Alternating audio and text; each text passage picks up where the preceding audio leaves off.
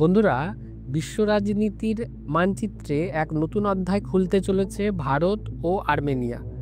দুই দেশ মিলে করছে এমন এক প্রতিরক্ষা চুক্তি যা শুধু অস্ত্র কেনাবেচা নয়, বরং কৌশলগত জোটেরও নতুন দিশা দেখাবে। এই চুক্তির মোট মূল্য প্রায় 3.5 থেকে 4 বিলিয়ন মার্কিন ডলার।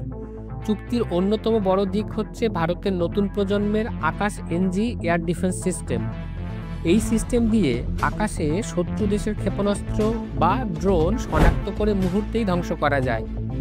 আর্মেনিয়া চায় এই সিস্টেমকে তাদের আকাশ প্রতিরক্ষা ব্যবস্থার অংশ করতে, কারণ নাগর্নো কারাবাখ যুদ্ধে তারা প্রচুর ক্ষয়ক্ষতি দেখেছে।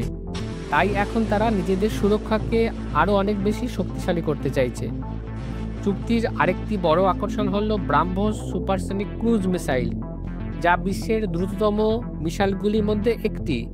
শোনা যাচ্ছে ভারত ও আর্মেনিয়া মিলে একটি সহ উৎপাদন কেন্দ্র গড়ার পরিকল্পনা করছে। এর মানে ব্রাহ্মোসের কিছু অংশ আর্মেনিয়ায় তৈরি হবে ভারতের প্রযুক্তি ও লাইসেন্স ব্যবহার করে।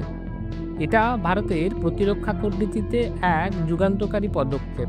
শুধু রপ্তানি নয়, বরং একসঙ্গে উৎপাদন। এর পাশাপাশি আর্মেনিয়া আগ্রহ দেখিয়েছে ভারতের Pinaka multi barrel rocket launcher কেনার ব্যাপারে। এই রকেট সিস্টেম যুদ্ধক্ষেত্রে বহুবার প্রমাণ করেছে তার ক্ষমতা।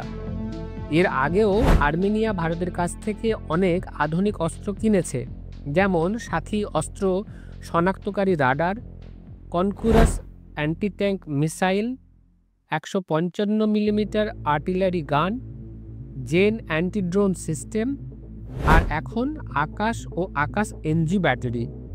এই রাডার ও অস্ত্রগুলো আর্মেনিয়ার সীমান্তে ইতিমধ্যেই কার্যকর প্রমাণিত হয়েছে। দীর্ঘদিন ধরে আর্মেনিয়া মূলত রাশিয়ার কাছ থেকেই অস্ত্র কিনত, কিন্তু ইউক্রেন যুদ্ধ ও ভূ রাজনৈতিক টানাপোড়েনের পর তারা এখন নতুন বিকল্প খুঁজছে। আর সেই জায়গাতেই ভারতের প্রবেশ। ভারত এখন শুধু অস্ত্র বিক্রি করছে না, বরং বিশ্বস্ত প্রতিরক্ষা অংশীদার হিসেবেও আস্থা অর্জন করছে।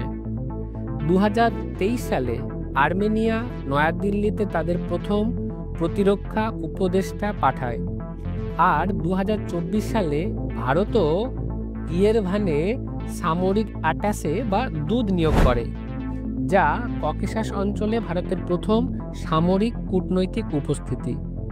অস্ত্রের বাইরেও এই সম্পর্ক এখন ভূ রাজনীতির বড় অংশ হয়ে উঠেছে।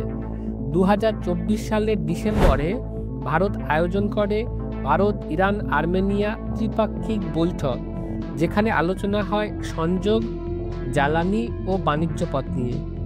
এরপর আর্মেনিয়া গ্রিস ও সাইপ্রাসের সঙ্গে যৌথ প্রতিরক্ষা বৈঠক করে।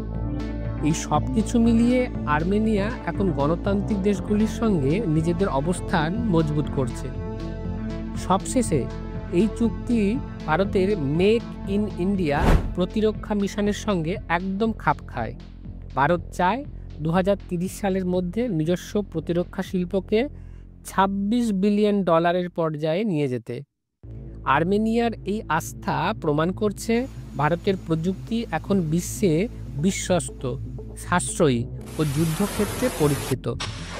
চুক্তি একবার স্বাক্ষরিত হলে এটা শুধু ভারতের প্রতিরক্ষা রপ্তানির ইতিহাসে নয়, দক্ষিণ ককেশাস অঞ্চলের নিরাপত্তা কাঠামোতেও বড় পরিবর্তন আনবে।